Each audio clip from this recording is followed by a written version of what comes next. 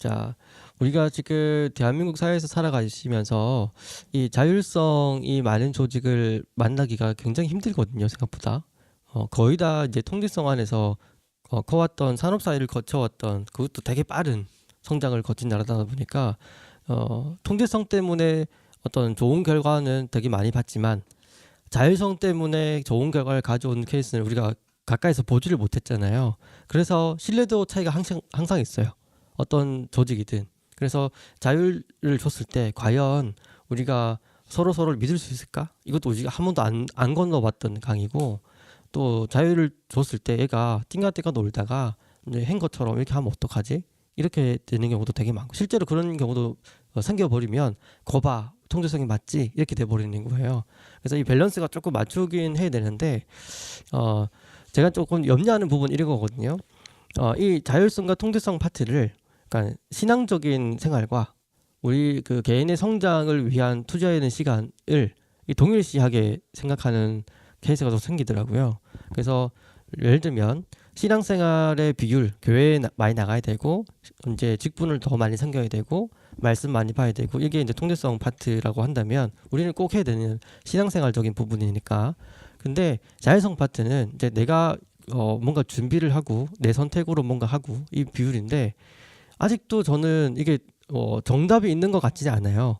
근데 교단마다 또 다 다르고요. 하시는 말씀들이 또 교단 안에서 목사님들도 따라서 다 이게 말씀 주시면 다 다르거든요. 그래서 저는 이랬었어요. 한 교회를 오래 다녔던 사람이다 보니까 그 교회 오는 목사님이 다 정답인 줄 알았어. 한 30년 동안. 근데 그게 아니고 내가 외부 강의도 다니다 보고 여러 교단의 목사님들 얘기도 해보고 하다 보니까 이게 또 같은 내용에 대해서도 좀 다르게 생각하는 분이 굉장히 많더라고요. 그래서 내가 궁금증이 생기는 거야. 그러면 나는 시간이 남을 때 예배를 가야 하나? 평일에? 아니면 수요 예배, 금요 예배를 가야 하나? 아니면 그 시간에 내가 못했던 내 성장을 위한 책을 읽고 공부를 해야 하나? 그러면 목사님한테 물으면 100%다 수요 예배 가라고 하시더라고요. 근데 제 주변에 있는 집사님들이나 사회생활을 하고 있는 이제 크리스찬들을 물어보면 100%다 너를 위한 시간을 투자하는 것도 선교의 일환이다, 이렇게 말씀하셨었거든요.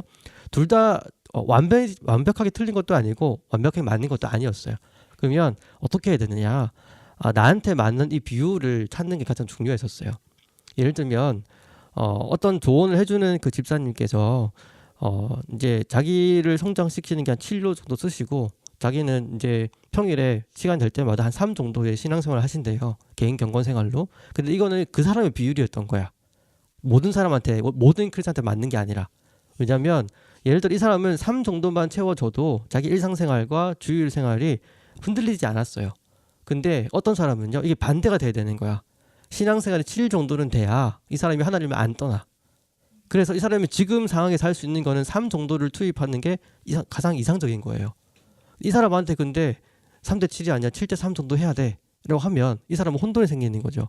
그리고 실제로 그렇게 살아내려고 해도 영적인 영역이 채워지지 않은 상태에서 뭔가를 하면 죄책감을 느끼더라고요. 어떤 의미인지 알겠어요? 그래서 이게 또 반대가 됐을 때도 나는 영적으로 너무 충만한데도 더 충만해지려고 성경 보고 기도를 쫓아다니고 수련을 더 가다 보니까 놓치는 부분을 자기가 너무나 하찮은 것을 여기서 실제로 이제 대학교 4학년이 되고 사회에 나가게 됐을 때는 그 괴리감을 너무나 괴로워하고 있더라고요. 이게 둘 다 자기가 어떤 경건생활 정도의 부분이 필요하고 어떤 부분을 내가 채워야 되는구나, 이거를 자기만의 비율을 잡는 게 굉장히 중요한 것 같아요. 근데 이게 굉장히 우리 한국 사회에서, 한국 교회에서 어려운 게, 내 비율이 만약에 3대 7인데 우리 교회에서 말하고 있는 게 9대 1이야. 그러면 이 사람이 신앙생활 하기 너무 힘들겠죠. 그죠? 나는 지금 7 정도가 내 개인의 성장을 위해서 필요한데 교회에서는 7이 아니라 1만 해. 나머지 9는 다 헌신해야 되는 거야 라고 가르쳤을 때 이 괴리감이 8 정도가 차이 나잖아요. 그럼 그것 때문에 되게 힘든 일이 많이 생기더라고요. 지금 이런 괴리감 때문에 제가 멘토링 연구소라는 기관을 세워서 밸런스를 잡아야겠다, 그거를 훈련해야겠다 고 이제 하고 있는 거거든요. 그러니까 어떤 의미인지는 아시겠죠? 그래서 그러니까 자율성과 통제성 파트를 이렇게 좀 해석을 해보시면 오늘 수업할 내용하고도 연결되어 있거든요. 그래서 요거를 한번 짚고 넘어갔으면 좋겠습니다.